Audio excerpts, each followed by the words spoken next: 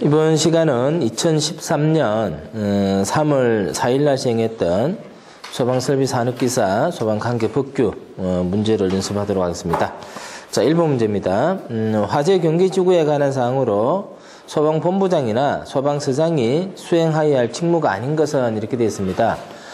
화재 경계지구는 소방기본법에서 규정을 하고 있는 내용이죠.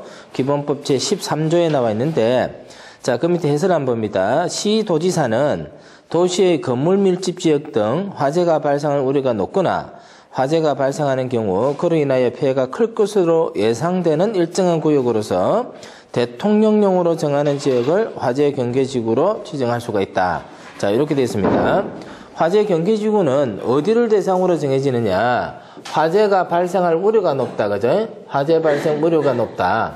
발생 우려가 높고, 또 화재가 발생하는 경우 그로 인해서 발생되는 피해가 클 것으로 예상된다. 이런 데 이제 정해요. 그럼 이런 곳이 구체적으로 어디냐 이 말이야. 그거는 이제 그 앞에 설명이 나와 있어요. 이런 곳이 구체적으로 어디라 그랬어요? 도시의 건물 밀집 지역이다. 도시의 건물 밀집 지역. 도시에서 건물이 밀집한 지역은 화재가 발생하면 어때요? 피해가 큰 게 당연하게 되겠죠, 그죠? 그러니까 이제 건물이 밀집하고 많은 사람이 거주하고 있으니까 화재가 발생할 우려가 높은 거예요. 그러면 이러한 곳을 화재 경계지구로 정한다 그랬어요. 화재 경계지구. 이 경계지구로 정하는 것은 누가 정하느냐? 시도지사가 정해요. 시도지사가.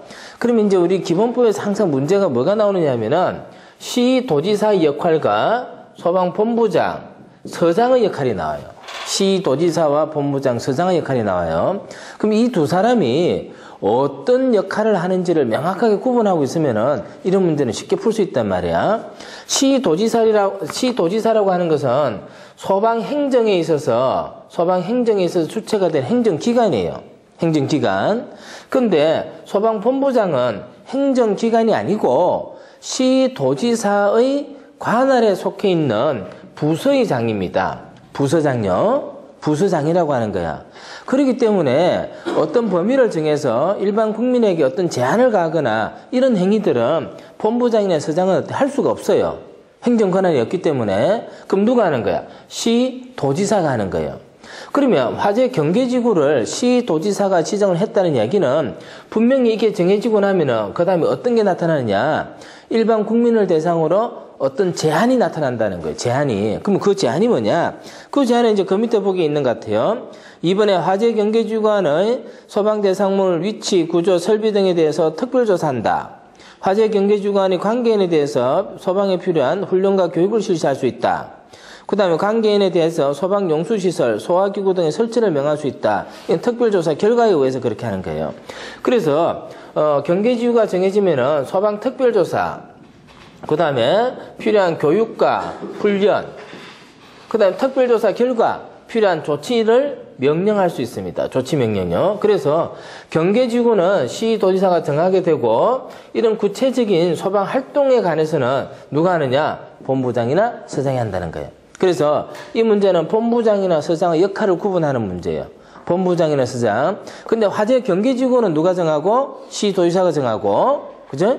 그 다음에 거기서 특별조사하거나 교육훈련하거나 조치명령을 할 수 있는 것은 누가요? 본부장이나 서장이 하는 거야. 그래서 시도지사는 소방행정에 관한 권한이 있는 행정기관이고 본부장이나 서장은 소방활동에 있어서 주체가 되는 사람들이에요. 소방활동에 있어서. 그래서 시도지사하고 본부장의 역할을 구분하는 건데 그건 정답은 1번. 요건 뭐 쉽게 할 수 있어요. 화재 경계지구를 시도지사가 정한다. 요것만 알아도 풀 수 있는 문제예요.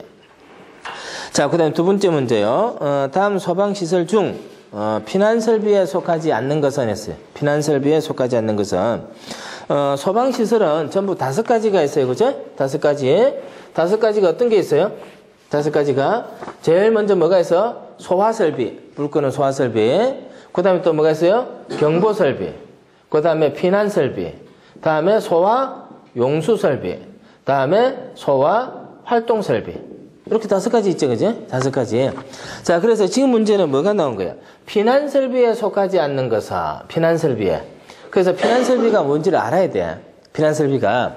근데 이런 문제들은 매번 얘기하지만은 매번 나올 때마다 어떤 게 보기로 들어가느냐. 소화활동 설비가 뭔지를 알면 돼요. 소화활동 설비. 소화활동 설비는 전부 6가지가 있어. 6가지가. 그 6가지가 뭐가 있을까? 제일 먼저 연결 송수관 설비. 다음에 연결 살수 설비. 다음에 연소 방지 설비. 그 다음에 또 뭐가 있어요? 무선 통신 보조 설비. 그 다음에 또 뭐 있어요? 재현 설비. 그 다음에 비상 콘센트 설비. 비상 콘센트. 이렇게 전부 6가지가 있단 말이에요. 그래서 소화 설비가 아닌 거, 경보 설비가 아닌 거, 피난 설비가 아닌 거, 뭐 이렇게 문제 나와도 거의 대부분 요 놈이 들어가서 답이 돼요. 그래서 소방시설에 관한 문제가 나오면 제일 먼저 해야 될 게 뭐냐? 6개가 있나 없나를 봐야 돼. 이거 있어요, 없어요? 한번 찾아보세요. 4번에 있잖아. 무선 통신 보조 설비. 그게 답이잖아. 그지? 4번에 있는 무선 통신 보조 설비. 무선 통신 보조 설비는 피난 설비가 아니고 어디에 해당하는 거예요? 소화 활동 설비에 해당하는 거예요. 그죠? 자, 여러분들이 이제 거기에 보기에 나와 있는 것을 밑에다가 표시를 다시 한번 더 해보세요. 피난 설비에는 뭐가 있어? 방열복 피난 설비야, 그지? 방열복. 그 다음에 유도 표지. 이거 뭐야? 피난 설비예요. 그 다음에 피난 사다리. 이것도 뭐야? 피난 설비야. 예. 그렇게 해서 확인합니다. 자, 3번 문제. 위험물을 취급하는 건축물에 설치하는 채광, 조명, 환기 설비의 기준 등에 관한 설명으로 잘못된 것은 했어요. 잘못된 것은 위험물을 취급하는 건축물에는 채광, 조명, 환기 설비. 자, 잘 보세요. 채광, 조명, 환기 설비. 그 다음에 배출 설비를 설치할 수 해야 됩니다. 배출 설비. 채광, 조명, 환기, 배출 설비 설치해야 되는데, 이거 이제 왜 얘기하느냐면 잘 들어봐요. 채광하고 조명은 원래 건축적으로 어떤 기능이냐 하면은 빛을 이용하는 거예요. 요거는 빛. 그 다음에 환기를 한다, 배출을 한다. 요거는 뭘 하는 거냐면은 실내에 있는 공기를 바꾸는 거예요. 실내에 있는 공기를 바꾸는 거야. 공기를 빼내고 공기를 바꾸는 게 뭐냐면은 환기고 배출이란 말이야. 그런데 우리 이제 위험물 안전관리법에서는 채광, 조명, 환기를 하나로 묶어놓고 있고 배출 설비 따로 해서 따로따로 기준을 정해놓고 있어요. 따로따로. 그러면 원래 채광, 조명은 빛을 어떻게 이용할 것이냐 이 말이고, 환기, 배출은 공기를 어떻게 바꿀 것이냐 이 말인데, 근데 따로 구분해놓은 이유는 있겠지, 그지? 따로 구분해놓은 이유는 있을 거예요, 그지? 자, 이거는 뭐냐면은 이거는 이제 일반적으로 건축물에서 나타나는 얘기고, 우리는 지금 뭘 하느냐면 위험물에 대해서 공부를 해요. 위험물인데 이 위험물은 그 앞에다 항상 뭐를 갖다 붙여야 된다 그래서 연소, 그지? 연소 위험. 이거 얘기해야 되는 거야. 그러면 연소가 되려면은 우리는 연소의 3요소에서 뭐가 있어서? 가연물질이 있었고, 그 다음에 뭐야? 산소, 그 다음에 뭐야? 점화원. 3가지 있었잖아. 자, 이때 채광, 조명, 환기를 한다는 것은 이 3가지 중에 뭐를 통제를 하겠다는 거냐면은 점화원은 뭐야? 요거는 열에너지죠. 열에너지. 그래서 열에너지를 어떻게 해보겠다는 거야. 열에너지를. 그게 이제 채광, 조명, 환기야. 그 다음에 배출 설비하고 나오는데 요거는 뭐냐면은 여기 나는 가연물. 그래서 요놈은 가연물질을 어떻게 해보겠다는 거지. 그러면은 이 셋 중에 어느 하나 이상이 없으면 불이 붙어 안 붙어? 안 붙잖아. 화재 위험이 없어진단 말이야, 그지? 그래서 가연물을 통해서 불이 나지 않도록 해보겠다. 그 다음에 열에너지 조절을 통해서 불이 나지 않도록 해보겠다 하는 관점을 하다 보니까 원래 개념과 다르게 이렇게 2개로 나눠진 거야. 2개로. 그 지금 문제는 뭐가 나온 거야? 요게 나온 거예요, 그지? 요게 나온 거야. 자, 그러면 요렇게 해놓고 이제 그 내용을 한번 봅니다. 자, 해설 봅니다. 해설. 위험물을 취급하는 건축물에는 다음 항목의 기준에 의하여 위험물을 취급하는 데 필요한 채광, 조명, 환기 설비를 설치해야 된다. 채광 설비는 불연 재료를 하고 연소 우려가 없는 장소에 설치하고, 채광 설비는 주로 뭐야? 창이란 거야. 창. 그 다음에 채광 면적을 최소로 할 것. 창의 크기를 어때? 작게 해라 이 말이야. 가급적이면은. 창이 크면 어떻게 돼? 바깥에 있는 태양 광선이 많이 들어오지. 그럼 실내가 자꾸 어떻게 돼요? 더워진단 말이야. 그래서 채소로 하는 거야. 채소로. 자, 2번째. 조명 설비는 다음 기준에 적합하게 설치할 것. 조명 설비. 조명은 뭐냐?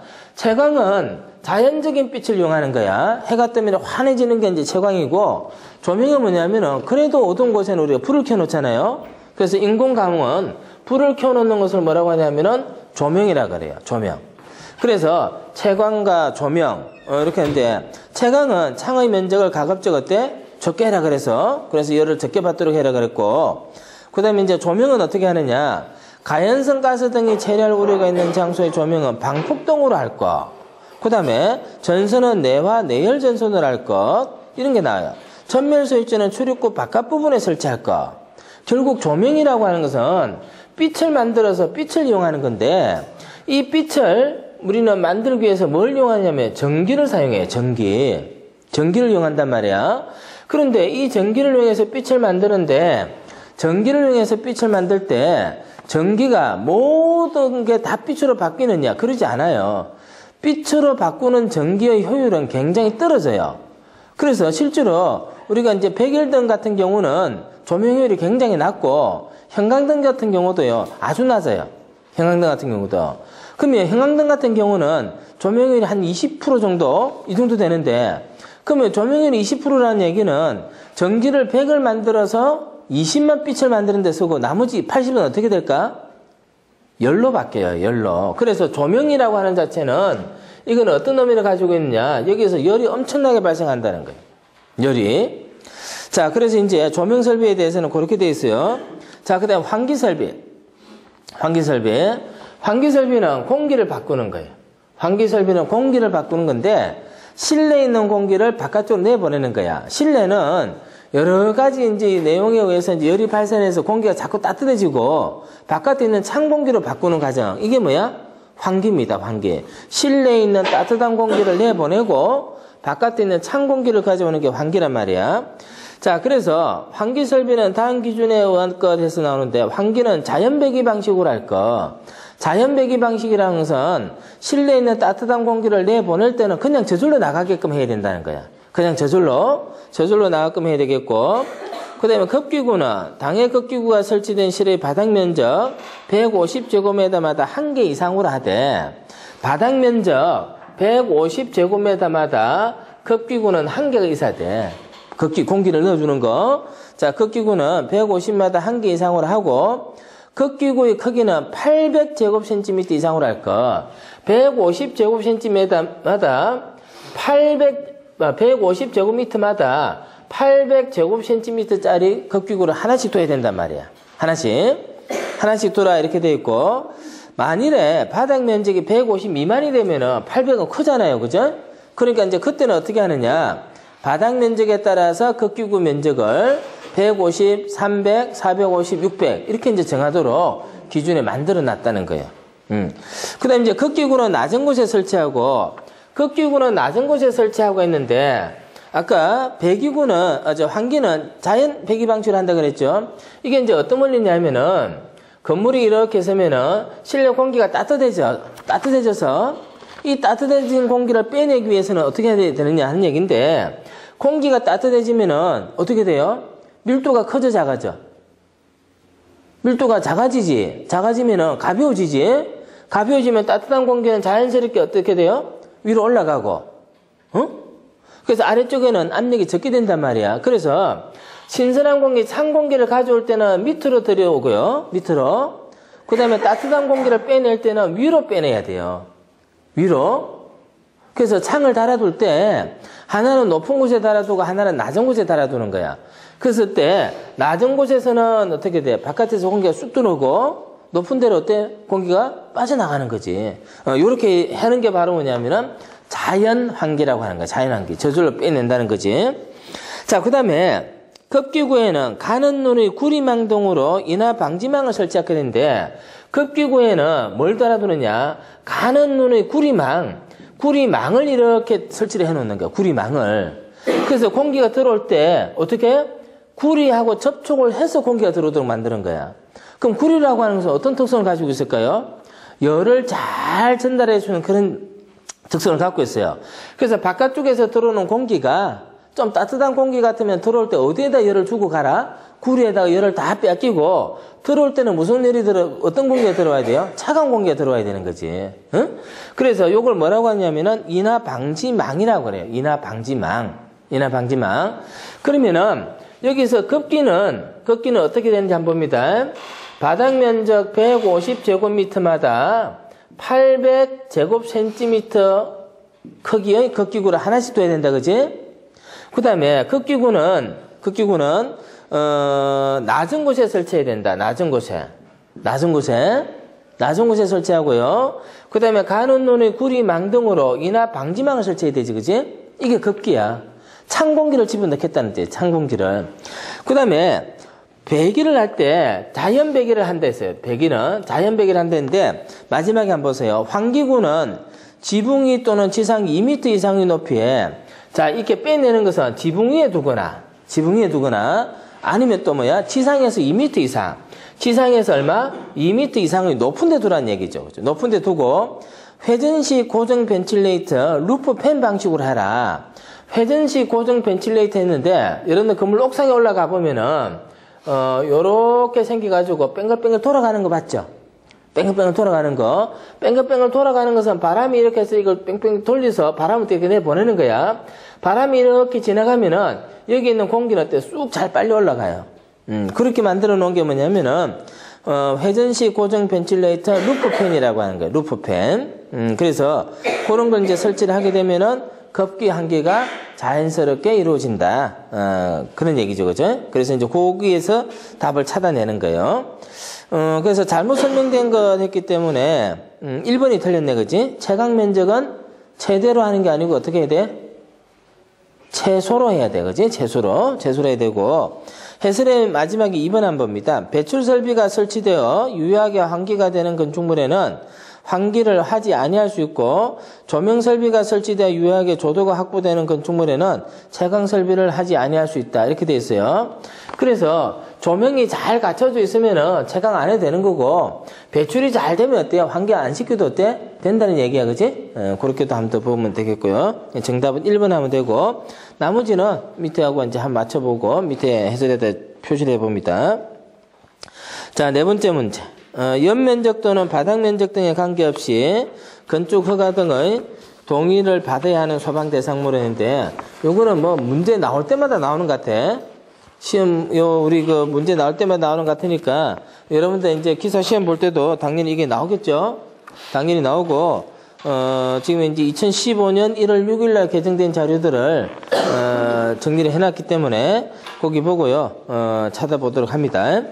자, 그래서 그거는 이제 어떻게 보느냐 하면은 지금 문제가 뭐냐면은 연면적 또는 바닥 면적에 관계없이 동의를 받아야 될 대상이 뭐냐 이 말인데 자, 1번에 보면은 청소년 수련원 나와 있어요. 청소년 수련원은 그 밑에 수련시설이라고 되어 있는데 수련시설의 나목에 보세요. 청소년 수련원 있죠? 표시해 놓으세요. 제일 밑에 나목에 보면은 청소년 수련원 있잖아요. 그지? 청소년 수련원은 수련시설이에요. 수련시설. 그럼 수련시설은 어디에 있느냐? 그 위에 1호의 나목 봅니다. 노유자 시설 및 수련시설은 200제곱미터 나와 있죠? 200제곱미터. 그래서 청소년 수련원은 수련시설인데 수련시설은 노유자 및 수련시설은 연면적 200제곱미터 이상이 되어야지만 뭐를 받아야 되는 거야? 건축 허가 등의 동의가 필요한 거야. 그지? 자, 그 다음에 공연장. 자, 공연장은 4호에 보면 나옵니다. 4호에. 지하층 또는 무창층이 있는 건물로서 바닥면적 150제곱미터. 자, 그게 공연장일 때는 바닥면적 얼마예요? 100제곱미터. 이거 문제가 이렇게 하면 안 되고, 지하층 또는 무창층인 공연장 이렇게 해야 됩니다. 무창층에 있는 거. 자, 그 다음에 항공기 경납고 3호 봅니다. 항공기 경납고 관망탑, 관제탑, 방송용 송수시탑은 면적이 있어요, 없어요? 없어, 그지? 요거는 요 용도에 해당하면은 무조건 뭐가 필요한 거야? 허가 등의 동의가 필요하다는 거야. 그 다음에 차고 주차장은 바닥 면적이 얼마예요? 200제곱미터. 200제곱미터. 자, 그러면 한번 봅니다. 건축 허가 등의 동의라고 하는 것은 어떤 의미냐? 건축 허가 등의 동의요. 건축물을 건축하기 위해서는 뭐가 필요하냐면 허가를 받아야 돼요. 허가. 건축물을 건축하기 위해서는 허가를 받아야 돼. 허가권자는 누가 되느냐? 시장, 군수, 구청장이 돼요. 시장, 군수, 구청장이. 이 사람들이 허가권자가 되는 거야. 자, 그런데 건축부에서 시장, 군수, 구청장이 건축물을 허가해 줄 때는 어떤 거를 확인하고 허가를 해줘야 되느냐? 건물의 안전에 대해서도 확인을 해줘야 돼. 건물의 안전. 그러면 안전에 있어서 보니까 뭐가 문제가 되느냐? 불이 나니까 옆 건물로 번져나서 문제가 생기더라. 그래서 이제 화재 안전에 대해서 이것도 이제 우리가 신경 써야 되겠구나. 그럼 화재 안전을 하기 위해서는 뭐가 필요해요? 건물 안에 뭐를 설치해야 돼? 소방 시설을 설치해야 돼. 소화 설비, 경보 설비, 피난 설비, 소화 용수 설비, 소활동 설비 이거 설치해야 돼. 그런데 건축물을 허가해주는 시장, 군수, 구청장이 소방 시설의 내용에 대해서는 어때요? 잘 몰라요. 잘 몰라. 그래서 어떻게 하느냐? 허가를 해주기 전에 누구를 찾아가느냐? 본부장이나 서장에게 내가 이거 허가해 주려고 하는데 허가해 줘도 되는지 안 되는지 확인을 받는 거야. 그게 바로 뭐예요? 건축 허가 등의 동의라고 하는 거예요. 동의. 그러면 허가 등의 동의가 필요한 건물은 화재가 잘 나는 것일까? 잘 안 나는 것일까? 잘 나겠지, 당연히. 그러니까 동의를 받아오잖아. 그럼 화재가 잘 난다, 안 난다, 이거 어떻게 판단하냐? 건축물의 용도가 뭐냐? 이거 가지고 판단해요. 용도가 뭐냐? 그 다음에 규모가 어떻게 되느냐? 규모가 어떻게 되느냐? 그 다음에 또 뭐 가지고 판단하냐면 수용 인원이 얼마가 되느냐? 이런 거 가지고 화재가 잘 난다, 안 난다를 판단해요. 그래서 거기에 따라서 소방시설을 설치하는 거야. 그럼 예를 들면은 우리가 방금 보니까 항공기 경납고가 있는데 이 항공기 경납고하고 청소년 수련원하고는 어디가 화재가 잘 날까? 항공기 경납고야. 거기는 이제 항공유도 가지고 있고 여러 가지 위험으로 다루고 있단 말이야.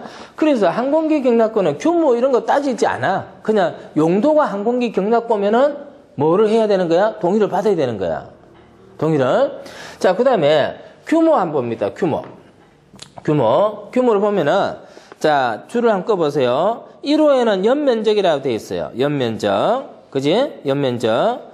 자, 그 다음에 이제, 좀 밑으로 내려가서 4호에 가보면은 바닥면적이라고 되어 있어요. 그죠? 4호에는 바닥면적 되어 있어.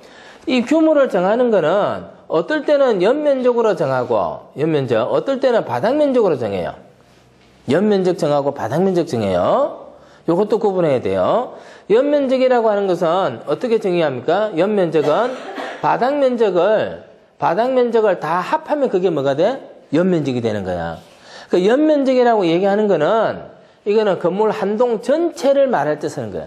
건물 한 동 전체를 말할 때는 연면적 이렇게. 바닥면적이라고 하는 것은 건물 한 동 전체가 아니고 건물의 일부만을 얘기할 때 바닥면적 이렇게 써요. 그래서 이 규모가 크면 어때요? 동의 대상이 되는 거예요. 그지? 규모가 크면 동의 대상이 되니까 연면적 얼마, 바닥면적 얼마. 그 뒤에는 항상 뭐가 붙어 있어? 이상 이런 게 붙어 있지. 이상. 그게 크다는 얘기예요. 그렇게 이제 보면 되겠고. 그 다음에 이제 그 건축허가 등의 동의 대상에서 수용 인원 가지고 판단하는 경우는 없는 것 같아요. 없는 것 같은데. 자, 그래서 요거는 요런 뜻이고, 정답은, 항공기 경납고 3번 하면 돼.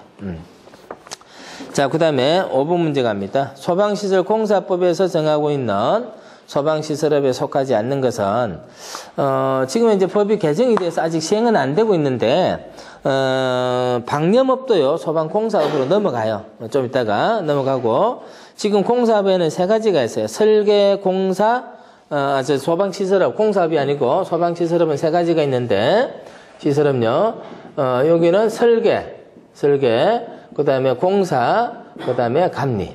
설계는, 설계 도서를 작성하는 거죠. 설계 도서를 작성하는 거예요. 그 다음에 공사는 설계 도서대로 소방시설을 설치하는 거야. 시공하는 거야. 그 다음에 감리는 설계 도서대로 시공하는지 안 하는지를 어때요? 그 감독을 하는 거예요. 그죠? 그래서 지금 소방시설업은 설계, 공사, 감리. 이렇게 3가지가 있어요. 3가지. 자, 그 다음에, 6번 문제요. 위험물의 지정수량에서 산화성 고체인 중크롬산 염료의 지정 수량은 이런 문제 났어요. 요거는 이제 뭐 열심히 외워야 되는 문제예요. 못 외우면 못 푸는 거지, 그지? 자, 그래서 우선 산화성 고체였는데 위험물은 1, 2, 3, 4, 5, 6, 6까지 있죠. 1, 2, 3, 4, 5, 6, 6까지가 있어요. 인류에 해당하는 게 뭐예요? 인류에 해당하는 게 산화성 고체입니다.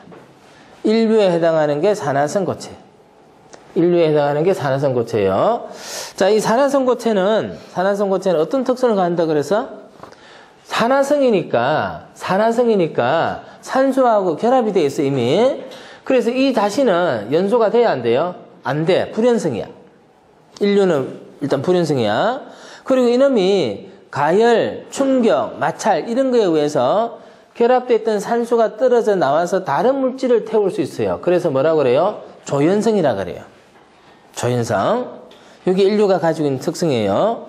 그래서 인류는 이런 성질을 갖고 있기 때문에 어떤 분명이 있느냐 했을 때 무슨 산염류 이렇게 나온댔어요. 무슨 산염류, 산소가 포함되어 있는 염류 덩어리다 이 말이야. 덩어리. 그게 산화성 고체야. 그래서 거기 보면은 1호에서부터 11호까지가 나오는데 1호에서부터 9호까지 보면요. 거의 대부분에서는 뭐가 나와요? 무슨 산염류, 무슨 산염류 나오죠. 그죠? 그것만 보고도 뭘 알 수 있어? 산화성 고체구나. 근데 무슨 산염류 안 나오는 게 딱 하나가 있어요. 그죠? 그게 뭐야? 무기과산화물이. 무기과산화물. 자, 그렇게 이제 구분했죠.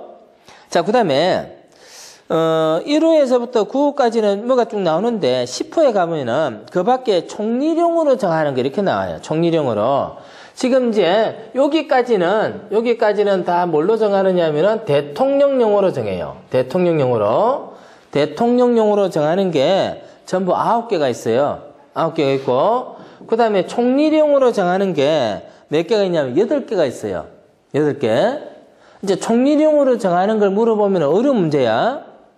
총리령으로 정하는 걸 물어보면 어려운 문제예요. 그죠? 자, 그래서 총리령으로 정하는 게 8개가 있다. 그것까지 확인해야 됩니다. 자, 그 다음에 지정수량 봐요. 지정수량은 50kg, 300kg, 1000kg 세 가지로 나눠. 그지? 50kg짜리가 있고 300kg짜리가 있고 1000kg짜리가 있어. 1000kg. 자, 그래서 6번에서 50kg, 300kg, 1000kg 1번은 벌써 틀렸지? 그 정도는 찾아낼 수 있어야 돼. 그 정도는 1번은 벌써 틀렸어요. 그죠?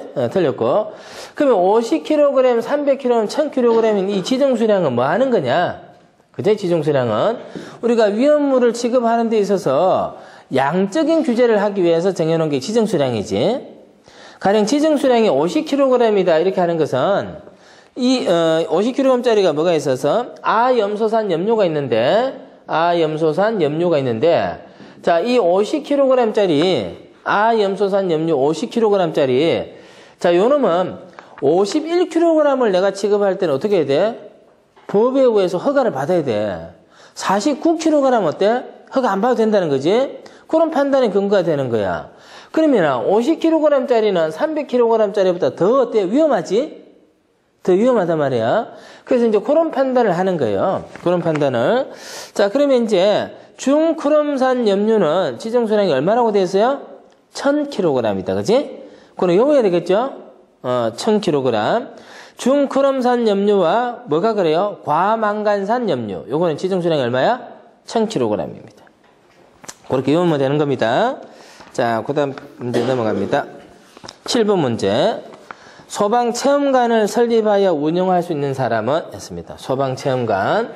자, 그것도 이제, 2014년 11월 19일 날 개정이 되어서 이제 바뀌어졌는데, 소방의 역사와 안전문화를 발전시키고 국민의 안전의식을 높이기 위하여 국민안전처 장관은 소방박물관을, 그 다음에 시도지사는 뭐를요? 소방체험관을 뭐라고 했습니까? 소방체험관을 설립하여 운영할 수 있다. 그래서 박물관은 누가요? 국민안전처 장관이, 체험관은 누가요? 시도지사가 시도지사가요. 그래서 소방체험관을 설립하여 운영할 수 있는 사람이었기 때문에 정답은 뭐 하면 돼요? 시도지사 3번 하면 되죠. 그죠? 3번. 요거는 이제 세월호가 침몰되고 나서 우리 방재청이 없어지고 어디로 갔어요? 국민안전처로 갔죠. 그죠? 그래서 이제 거기에 따라서 개정이 된 사항입니다. 자, 그 다음 8번 문제. 전문 소방시설 공사업의 등록을 하고자 할 때 법인의 자본금 기준은 했습니다. 전문 소방시설 공사업 등록을 할 때는 자본금이 필요합니다. 법인은 자본금이 필요한데, 이제 아까 우리가 소방시설업은 세 가지가 있다 그랬어요. 그 중에 이제 뭐예요? 공사업이에요. 공사업. 공사업은 아무나 하는 게 아니고 등록이라는 절차를 거쳐야지만 뭐예요? 공사업을 할 수 있어요. 등록을 해야지만 공사를 할 수가 있어요. 등록을 한다는 이야기는 행정기관이 확인을 하겠다는 뜻이에요.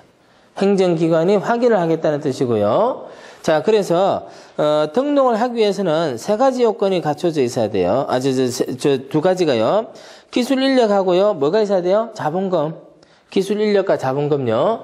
그래서 기술 인력이라고 하는 것은 우리가 이제 말하는 소방기사 자격증 이런 거 제대로 갖추고 있느냐 없느냐 요거 이제 확인해야 되겠고, 또 이제 공사를 해야 되니까 자재가 이제 필요하고요. 이러니까 자본금도 이제 가지고 있어야 돼요. 자본금. 자, 그렇게 돼 있고, 그 다음에 이제 이 공사업은 등록할 때 두 가지 형태로 등록해요.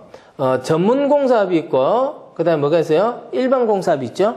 전문 공사업과 일반 공사업요. 전문 공사업과 일반 공사업 이렇게 이제 두 가지로 되어져 있습니다. 자, 근데 이제 문제는 지금 뭐예요? 전문공사업입니다. 그래서 우리 전문공사만 이번에 봅니다. 전문공사업을 등록하기 위해서는 기술 인력이 어떤 게 필요해요? 주된 기술 인력, 주 인력이 소방기술사가 있어야 돼요. 소방기술사. 또는 기계 분야와 전기 분야의 소방설비기사 각 한 명이 있어야 돼요. 각 한 명. 근데 기계 분야와 전기 분야 자격을 함께 취득한 사람이 있으면은 한 사람만 있어도 돼요. 한 사람만. 그래서 공사업, 전문 공사업을 하는 데는 기계 분야, 전기 분야 자격증을 두 개 다 가지고 있으면 기술사 정도의 수준이 된다는 얘기야, 그지? 그 다음에 이제 보조기술 인력이 두 사람 이상이 있어야 됩니다. 보조기술 인력. 그래서 최소한 몇 사람이 돼야 돼요? 세 사람 이상이 돼야 돼요. 그죠? 세 사람. 자, 그 다음에 자본금 봅니다. 법인은 1억 이상이고, 개인은 자본금이 아니고 자산평가액이 얼마요? 2억 이상이 돼야 됩니다. 2억 이상. 자, 영업범위는 특정 소방대상물에 설치되는 기계 분야, 전기 분야, 소방시설, 공사, 개설, 이전, 정비 몽땅 다 할 수 있어요. 몽땅 모든 소방시설 공사를 다 할 수 있어요. 자, 그래서 그게 이제 전문 소방시설 공사업인데 자본금이 얼마냐 이런 문제였기 때문에 2억원 하면 되죠, 그죠? 2억원. 그래서 정답은 3번입니다. 3번. 2억원. 자, 그 다음에, 이제 그 밑에 보면은 비구에 이제 뭐 보조기술 인력이 어떻고 자본금이 어떻고 하고 쭉 나오는데, 오늘 여러분들 한번 읽어보면 될 것 같고, 자본금이 나왔으니까 사무의 자본금만 보겠습니다. 자본금, 자산평가액은 해당 소방시설 공사업의 최근 결산일, 현재, 새로 등록을 한 자는 등록을 위한 기업 진단 기준이 현재, 뭐 이런 말이고, 현재 총자산에서 총부채를 뺀 금액을 말한다. 총자산에서 총부채를 뺀 게 자본금이에요. 그죠? 자본금. 그게 2억 이상이 돼야 된다. 2억 이상이. 총자산에서 총부채를 뺀 금액입니다. 그죠? 만일에 소방시설 공사 외의 다른 업을 함께 하는 경우에는 자본금에서 영업비율에 해당하는 금액을 뺀 금액을 말한다. 그게 이제 자본금이에요. 자본금. 그 정도만 읽어보면 될 것 같아요. 자, 그 다음에 이제 9번 문제. 불을 사용하는 설비의 관리 기준 등에서 경유, 등유 등 액체 연료를 사용하는 보일러의 연료 탱크에는 화재 등 긴급 상황이 발생한 경우 연료를 차단할 수 있는 개폐 밸브를 연료 탱크로부터 몇 미터 이내에 설치해야 되는가? 이게 나옵니다. 이제 보일러와 같이 불을 사용하는 장치, 거기에 대해서는 이제 화재 위험성이 있다 보니까 소방에서 어떻게 불을 다루어야지만 화재를 예방할 수 있다 이렇게 이제 정해놓고 있어요.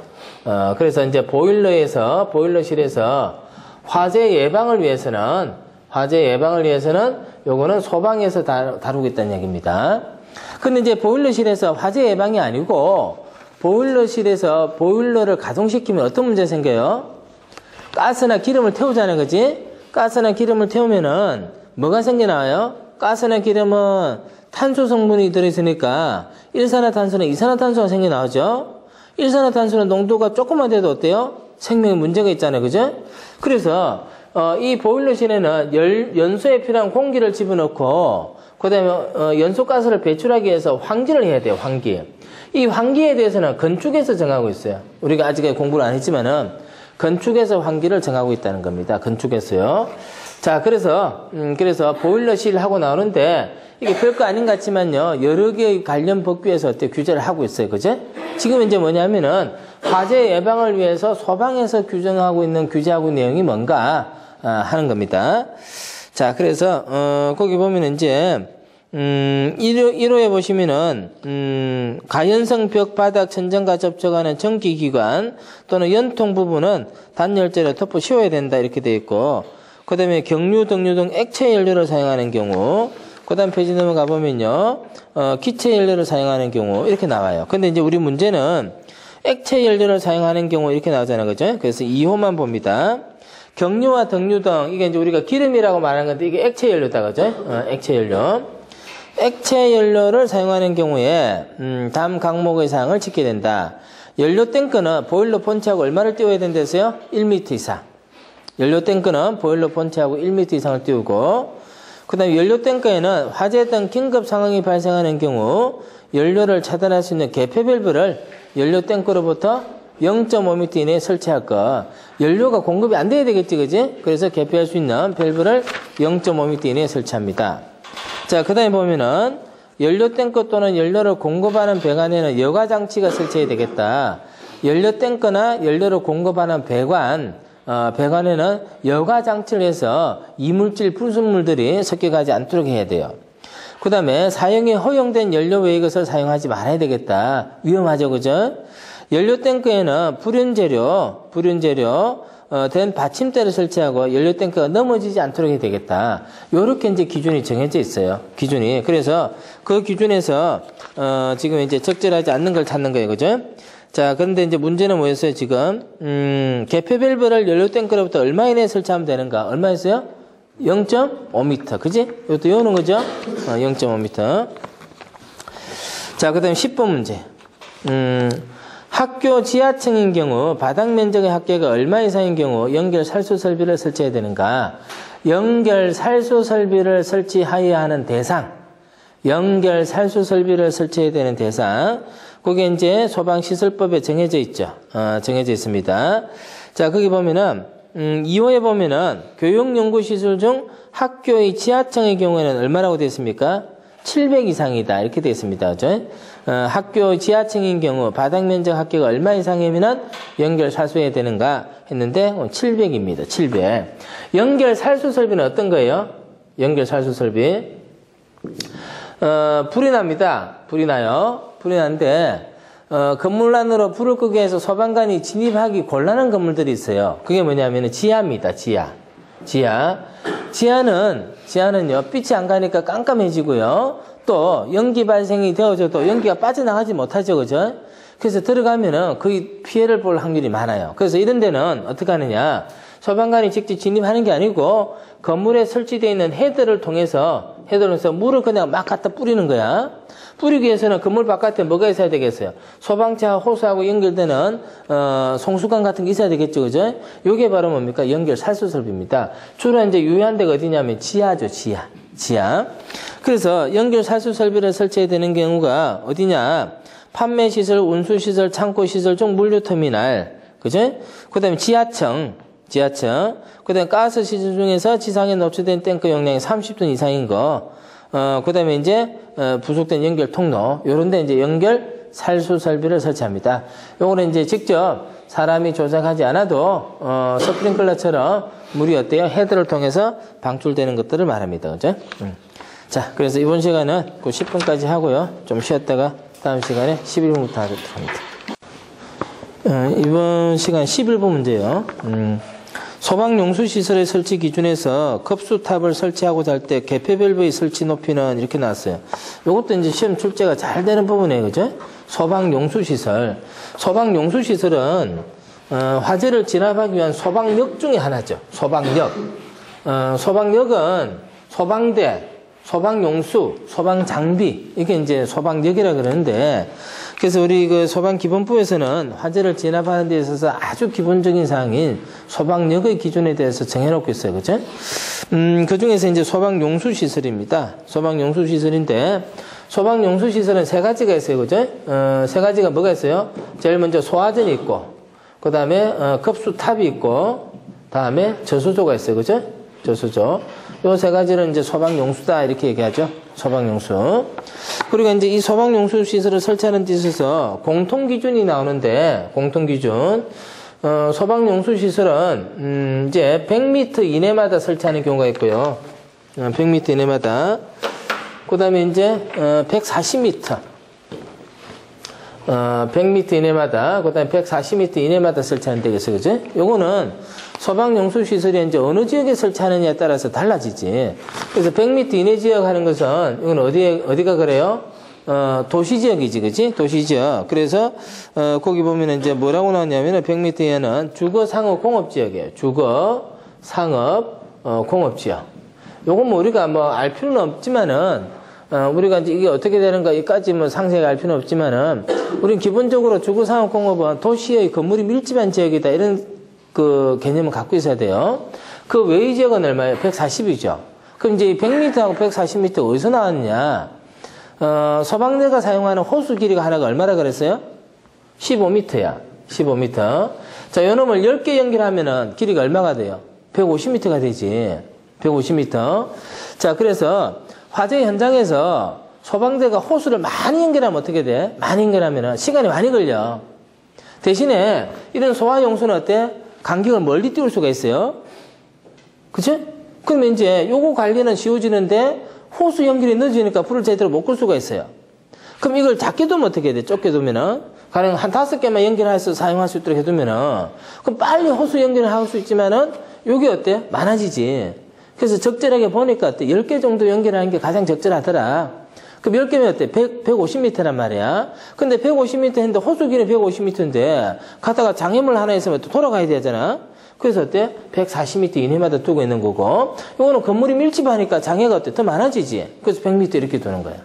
그래서 이렇게 해서 두고, 그 다음에 이제 우리 문제는 뭐에 관한 문제? 급수탑에 관한 문제지. 급수탑은 뭐 하는 거예요? 급수탑은 소방 물탱크 차에다가 물을 공급해 주는 거야.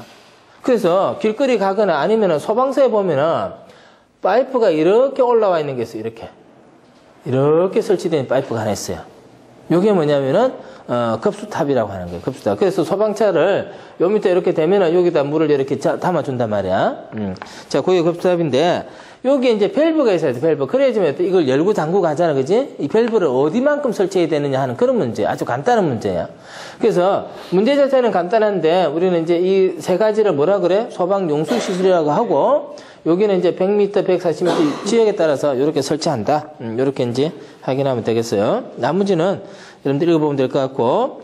그래서 개폐 밸브 설치 높이가 지상에서 얼마예요? 1.5m 이상, 1.7m 이하. 거기에 설치합니다. 자, 그 다음 12번 문제요.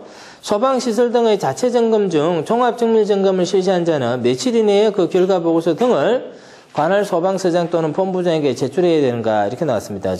점검 결과 보고서를 얼마 만에 제출해야 되느냐 하는 건데, 그거는 이제 소방시설법 시행규칙에 나와 있는 규정입니다. 제19조 이렇게 나와 있는데요. 최근에 이제 개정이 되어졌다 하는 거고. 자, 그 내용을 한번 봅니다. 먼저 동그라미 1번 1호 돼 있는데 1항 돼 있는데 한번 봅니다. 법 20조 2항 전단에 따른 안전관리 대상물 및 공공기관 안전관리에 관한 규정 15조에 따라서 안전관리자를 선임해야 되는 공공기관에 대해서 별표 1에 따른 작동 기능 점검을 실시한다. 자, 소방대상물의 작동 기능 점검을 실시합니다. 작동 기능 점검. 자, 이 작동 기능 점검을 실시를 하는 자는 법 25조 2항에 따라서 며칠 이내에요? 30일 이내에. 30일 이내에 표시해 놓으세요. 30일 이내에 작동 기능 점검 실시 결과 보고서를 누구에게 제출한댔습니까? 본부장하고 서장에게 제출한다. 작동기능점검. 작동기능점검은요, 단순하게 이제 동작이 되는가 안 되는가 이것만 이제 확인하면 되는 거예요. 근데 이제 이게 이제 까다로워지는 거지. 동작이 되는지 안 되는지 그것도 작동기능점검 하고 나서 결과 보고서를 제출하라는 거야. 이게 이제 강화된 기준입니다. 그래서 그게 언제 개정이 됐다고 나와? 2015년 1월 9일날 개정이 된 거야. 2015년 1월 9일날 개정이 된 내용입니다. 자, 작동기능점검도 며칠? 30일 이내에 결과 보고서를 본부장 서장에게 제출해야 됩니다.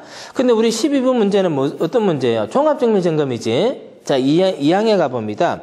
법 25조 2항에 따라 별표 1에 따른 종합정밀점검을 실시한 자는, 자, 작동기능점검이 아니고 종합정밀점검을 실시합니다. 종합정밀점검을 실시한 자는 역시 마찬가지로 며칠? 30일 이내에 종합정밀점검 실시 결과 보고서를 누구에게요? 본부장 서장에게 제출해야 된다. 본부장 서장에게 제출해야 되겠고, 그 다음에 이제 그 작동기능점검을 실시한 자는 점검 결과를 몇 년간 자체 보관합니까? 2년간 자체 보관해야 된다. 뭐 이렇게 나오는데, 자, 그렇게 확인해 보면 되겠죠? 30일입니다. 30일. 자, 13번 문제요.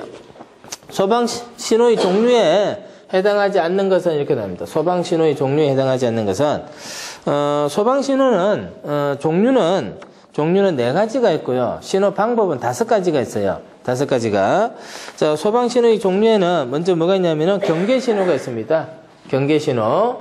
자, 두 번째는 뭐가 있습니까? 발화신호가 있습니다. 발화신호. 자, 세 번째는 뭐가 있습니까? 해제신호. 해제신호. 네 번째는요, 훈련신호. 이렇게 4가지 종류가 있어요. 먼저 경계신호는 어떨 때 발하겠어요? 불 날 것 같아, 그죠? 불이 날 것 같아. 그 다음에 발화신호는요, 불이 났다, 그죠? 해제신호는요, 불 다 껐다. 이게, 불 다 껐다. 그 다음에 이제 훈련신호는 뭡니까? 훈련할 때죠, 훈련할 때. 자, 요거는 소방신호의 종류예요, 종류. 그럼 소방신호를 어떻게 할 것이냐 하는 소방신호의 방법은 전부 5가지가 있어요, 방법은. 자, 첫 번째는 뭐가 있냐면은, 종을 치는 방법이 있어요, 종을 치는 방법. 타종이 있습니다, 타종. 그 다음에 두 번째는 뭐가 있어요? 사이렌을 울리는 방법이 있어요. 그게 이제 다 다르게 나와 있죠, 그죠? 그 다음에 이제 세 번째는 뭐가 있냐면 통풍대가 있어요, 통풍대. 그 다음에 네 번째는 게시판이 있어요.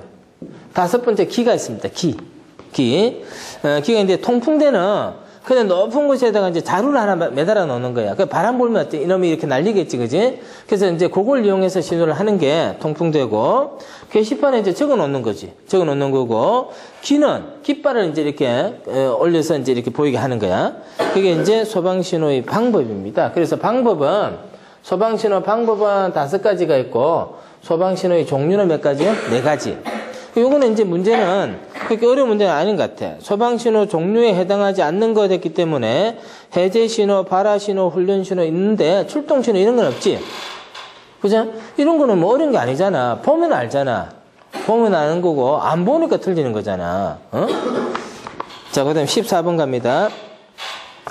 자동화재 속보 설비를 설치해야 하는 특정 소방 대상물에 대한 설명으로 옳지 않은 것이 있는데, 자동화재 속보 설비요. 자동화재 속보 설비. 이게 뭐 하는 것 같아요? 자동화재 속보 설비. 자, 이거는 말 그대로 보면 어떻게 되는 것 같아? 화재가 발생하면은 빨리 알려주는 거야. 그것도 어떻게? 자동으로. 그지? 화재가 발생하면 빨리 알려주는 자동으로 된 거. 이게 자동화재 속보 설비야. 그러면 빨리 알려주는데 어디다 알려주느냐? 화재가 발생하면은 화재 발생 사실을 어디에다가요? 소방서에다가 바로 알려주는 장치예요. 소방서에다가. 그럼 자동화재 속보 설비가 설치가 되어 있으면 소방서에서는 누가 신고 안 해도 어때요? 금방 불이 난 걸 알 수 있겠지, 그지? 그러면은 자동화재 속보 설비를 설치해야 되는 경우는 어떤 경우가 있어요? 불이 잘 나거나 불이 나면은 피해가 큰 것이겠죠. 그죠? 그렇게 이제 생각하고 맞추면 되겠어요. 자, 먼저 봅니다. 창고 시설로서 바닥 면적 1500 이상. 자, 1호에 보면 공장 창고 나오는데 거기는 바닥 면적 1500 맞죠? 자, 두 번째. 공장으로서 바닥 면적 500 이상. 이게 틀렸지?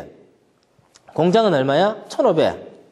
그 다음에 노유자 시설에서 바닥 면적이 500. 자, 밑에 3에 보면은 노유자 시설 바닥 면적 500 나오죠? 자, 4에 보면은 문화재 보호법에 따른 국보 또는 법률로 지정된 목적 건축물. 여기 밑에 해설에 5에 나와줘, 그죠? 그래서 답은 2번 하면 돼요. 2번. 요것도 그냥 외워야 되는 문제야. 자동화재 속보 설비가 어떤 건지 이제 판단했고, 이제 그러니까 이제 대충 거기 나오는 개념들을 알 수가 있어요. 외우는 문제입니다. 자, 15번 문제요. 2급 소방 안전관리 대상물의 안전관리자로 선임될 수 없는 사람은 나왔습니다. 선임될 수 없는 사람은 2급 소방 안전관리자. 2급 소방 안전관리자. 여러분들이 이제 갖고 있는 게 뭘 갖고 있어? 2급 소방 안전관리자 가지고 있잖아요. 그지?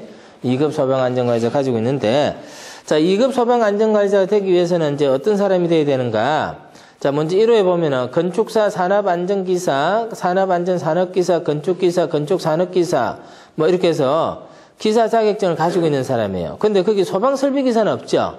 소방설비기사는 2급 안 해. 1급 하는 거야. 그치? 1급. 그래서 소방 관련 자격이 아닌 것들은 2급 자격을 갑니다. 그죠? 그 다음에 이제 위험물 기능장, 위험물 산업기사, 위험물 기능사 자격을 가지고 있는 사람. 그래서 그 1호하고 2호는 뭐냐면은 기술 자격을 갖고 있으면은 기술 자격증을 가지고 있으면은 2급 소방 안전관리자가 되는 경우야. 자, 그 다음에 3호 봅니다. 광산보안기사, 광산보안산업기사 자격을 가진 사람으로서, 그죠? 사람으로서 광산보안 안전관리자로 선임된 사람. 자, 그래서 광산보안 기사를 갖고 있고 안전관리자로 선임이 되면은 요 사람도 뭐가 될 수 있어? 2급 안전관리자가 될 수 있어요. 자, 그 다음에 네 번째요. 소방공무원 몇 년 이상 근무해야 돼? 3년 이상 근무하면은 2급 소방안전관리자 줘요. 자, 그까지는 봅니다. 여기는 안전관리자로 선임이 되어져 있어야 되겠고, 여기는 소방공무원 근무 경력이 3년 이상 있어야 되겠고, 근무 경력이. 첫 번째는 뭡니까? 기술 자격만 갖고 있는 사람. 국가 기술 자격만 갖고 있는 사람. 그 다음에 이제 5에 보면 뭐가 많이 나오잖아.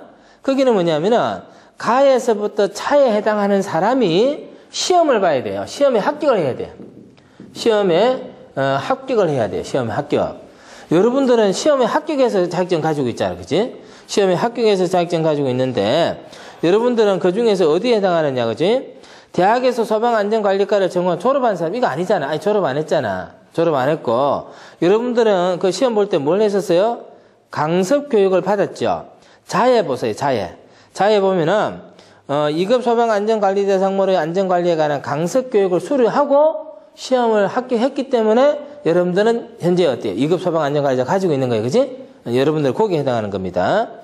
자, 그래서, 시험에 합격해야지만 소방안전관리자가 되는 경우가 있어요. 자, 그 다음에, 특급 또는 1급 소방안전관리자 상무의 안전관리자 자격이 인정되는 사람. 1급 안전관리자 자격이 있으면 2급 안전관리자 될 수 있다는 얘기야. 그치? 특급을 갖고 있으면 1급도 되고 2급도 되고, 그렇다는 얘기죠. 자, 그래서, 그렇게 보면 이제 기술 자격 가지고 있는 사람, 안전관리자 선임된 사람, 경력자, 시험에 합격한 사람, 이렇게 이제 구분할 수 있는데, 요것도 어때? 보기 내용하고 밑에 해설하고 어때? 맞춰보면 되는 거예요. 맞춰보면. 위험물 기능사 자격 가지고 있는 사람 있어요? 찾아보면 되겠지, 그지? 2에 있지? 소방공무원으로 3년 맞고, 3에 봅니다. 의용소방대원으로 2년 이상 근무한 경력인 사람. 틀려서. 어디가 틀려서? 그렇게만 하면 돼? 아니야. 그것만 가지고는 안 돼. 3년을 하고 뭐 해야 돼? 시험 봐야 돼. 그지? 2년, 3년이 틀린 게 아니고, 시험 봐야 된다. 그게 틀린 거야. 그지? 물론 2년, 3년 틀렸어. 2년이 아니고 3년 해야 되고, 시험도 봐야 돼요. 그지? 응. 자, 그 다음에 16번. 위험물 제주소 등의 완공검사 필증을 잃어버려 재교부를 받은 자가 잃어버린 완공검사 필증을 발견한 경우에는 이를 며칠 이내에 완공검사 필증을 재교부한 시도에게 제출해야 되는가? 완공검사 필증을 받았는데 잊어버렸어요. 잃어버렸어요. 그러면 이제 다시 재발급 신청을 할 수가 있습니다. 그런데 잃어버렸기 때문에 재발급을 받았는데 예전에 했던 게 찾아졌어요. 그러면 그건 어때? 다시 반납해야 되는 거야. 그지? 그래서 그거를 이제 언제까지 반납해야 되느냐 하는 그런 절차에 관한 문제입니다. 잃어버린 완공검사 필증을 발견할 때는 며칠 이내에? 10일 이내에. 10일 이내에 시도지사에게 제출해야 된다. 이것도 암기하면 되겠죠, 그죠? 자, 17번. 공동소방안전관리자를 선임하여야 하는 대상물 중 고층건축물은 지하청을 제외한 층수가 얼마 이상인 건축물에 한하는가 했는데, 공동소방안전관리자. 지금 이제 소방 분야가, 계속해서 어때요? 규제가 많아지고 까다로워지고 그렇다 했는데, 이제 그 여러 가지 이제 원인들이 있어요. 여러 가지 원인들이 있는데, 가장 이제 큰 원인이 뭐냐면은, 예전에 비하여 건물의 용도가 굉장히 다양해졌다는 얘기예요. 집을 지어놓고 거기서 별의별 짓을 다 한다는 얘기야. 그 다음에 예전에 비해서 규모가 어때요? 규모가 아주 크다는 얘기입니다. 규모가요. 그렇기 때문에 실제로 소방관이 끌 수 있는 불은 점점 어때? 적어진다 그랬지? 적어지고 안전관리가 아주 중요해지는 역할이 된다 그랬어요. 자, 그런데 이제 어떤 게 있느냐면은 건물이 아주 높은 건물이 있어요. 건물이 아주 높은 건물이 있어요. 그런데 이 건물은 한 사람 게 아니고요. 네 사람 거예요. 네 사람 거. 네 사람 거. 그리고 네 사람은 각각 다른 용도로 이제 사용하고 있을 수도 있을 거고요. 자, 그렇게 되어 있습니다. 그러면 이제 특정 소방 대상물의 관계인이 자기 부분에 대해서 소방 안전관리를 해서 뭘 선임해야 돼? 소방 안전관리자를 선임해야 되는 거야. 관리자를. 그러면 따로따로 이렇게 네 사람이 두는 거야, 그지? 근데 가만 보니까 이게 한 건물이니까 이러지 말고 이거 같이 두면 안 될까? 이게 바로 뭐야? 공동소방안전관리자입니다. 공동소방안전관리자. 그래서 공동소방안전관리자를 두어야 될 대상이 어떤 거냐? 밑에 해설 봅니다. 1에 보면은 고층건물, 높은 건물, 고층건물. 그 몇 층인데요? 지하층을 제외한 층수가 몇 층? 11층. 11층. 지하층을 제외한 층수가 어때요? 11층입니다. 11층요. 그래서 우리 소방에서는 실제로 11층 이상부터를 뭐라고 그래? 고층이라고 이제 표현을 하고 있지, 그지? 그래서 항상 높이 기준에 11층이 깔려있어요, 11층. 11층. 그 다음에 2에 보시면 뭐가 나와요? 지하가. 지하가는 어떻게 된 거야? 건물이 위로 길쭉하게 생긴 게 아니고 옆으로 길다는 게 바로 뭐야? 지하가지, 그지? 지하가. 여기도 어때? 다양한 권리들이 존재하는데 이걸 한꺼번에 관리하자. 이게 뭐야? 공동소방안전관리라고 하는 거지. 그래서 지하가. 그 답은 이제 11층 하면 되겠고, 3에 보시면 이제 그 밖에 대통령령으로 정하는 특정 소방 대상물, 뭐 이렇게 나와 있는데, 복합 건축물로서 연면적이 5천 이상인 것, 또는 층수가 5천 이상인 것, 판매시설 중 도매시장, 소매시장, 그 다음에 이제 특정 소방 대상물 중 본부장서장이 지정하는 것. 그죠? 뭐 이렇게 나와 있어요. 그래서 여기는 이제 공동소방안전관리자를 선임해야 되는데, 예전과는 달리 건물의 규모가 커지다 보니까 건물에 대한 권한들이 복잡해지게 돼 있어요. 집주인이 여러 사람이란 거야. 그렇기 때문에 이제 이런 규정이 나온 거다. 그죠? 자, 18번 문제.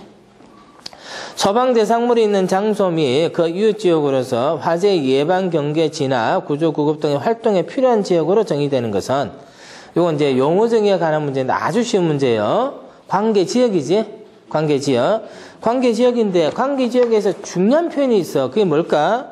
관계 지역은 밑에 봐요. 소방 대상물이 있는 장소 및 그 이웃 지역으로서 화재 예방, 경계, 진화, 구조, 구급 등의 활동에 필요한 지역을 말한다.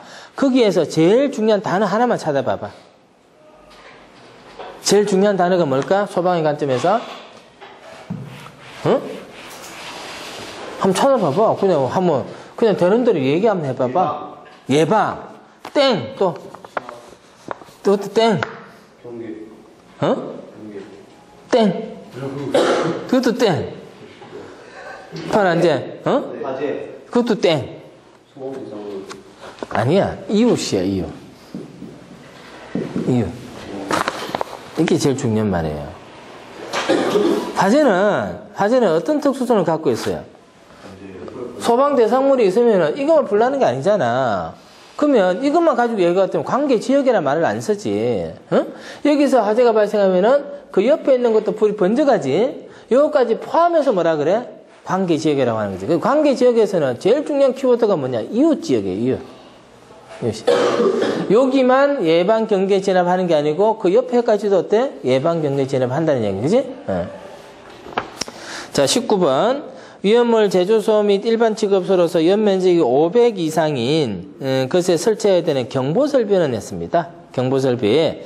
이제 요거는 위험물 안전관리법에 정해져 있어요. 위험물 안전관리법 시행규칙 별표 17에 정해져 있고, 거기 보면 이제 경보설비를 설치하는데, 경보설비, 자동하재 탐지설비, 그 다음에 이제 비상경보설비, 확성장치, 비상방송설비, 뭐 이렇게 쭉 나와 있어요. 근데 이제 그게 제조소가 어떤 용도냐에 따라서 설치되는 대상이 어때? 틀렸죠. 그치? 그러면 위험물 제조소 및 일반 취급소 하는 것은 해설에서 제일 첫 번째 칸이죠. 자, 거기서 연면적이 500 이상이라 그랬어요. 그때는 경보설비 뭐 설치하면 돼요? 자동하재 탐지만 하나 두면 되지, 그지? 자동하재 탐지 설비. 정답 2번에 2번. 그 다음에 이제 거기를 제외한 나머지에 대해서는 자동하재 탐지 설비나 비상경보 설비나 확성장치나 비상방송 설비 중에서 하나만 있으면 돼, 그지? 그 중에서 하나만 있으면 돼. 자, 그 다음에 이제 20번 문제요. 상주공사 감리 방법에서 감리업자가 지정하는 감리원은 총리령이 정하는 기간 동안 공사 현장에 상주하여 업무를 수행하고 감리 일지에 기록해야 된다. 여기서 총리령으로 정하는 기간은 이렇게 나와요. 상주공사 감리는 공사를 이제 시작할 때부터 공사 끝날 때까지 현장에 계속 상주를 하는 거예요. 그죠? 자, 그래서 상주공사 감리 대상인 경우에서 해설을 안 보면은 기계 분야 감리원 자격을 취득한 사람과 전기 분야 감리원 자격을 취득한 사람 각 1명 이상을 책임 감리원으로 배치를 해야 된다. 이렇게 되어 있고요. 그 다음에 소방시설용 배관을 설치하거나 매립하는 때부터 소방시설 완공검사 증명을 발급받을 때까지. 그래서 뭐 소방시설을 설치하기 위해서 기본적으로 배관이나 전선, 배관은 이거 뭐야? 기계라는 얘기지. 소화, 불을 끈다는 얘기고, 전선은 뭐야? 뭐 전기장치라는 얘기야. 그게 제일 먼저 시작할 때부터 어제까지 완공검사 증명을 받을 때까지, 그때까지 배치가 되어져 있어야 된다는 겁니다. 공사 완전히 끝날 때까지. 그래서, 거기에 해당하는 기간은 어디입니까? 배관을 설치하거나 매립할 때부터 완공검사 증명서를 발급할 때까지, 그죠? 4번이 답이에요, 4번이. 자, 그렇게 해서, 이번 시간은요, 거기까지 합니다. 2012년 3월 4일에 생했던 문제입니다.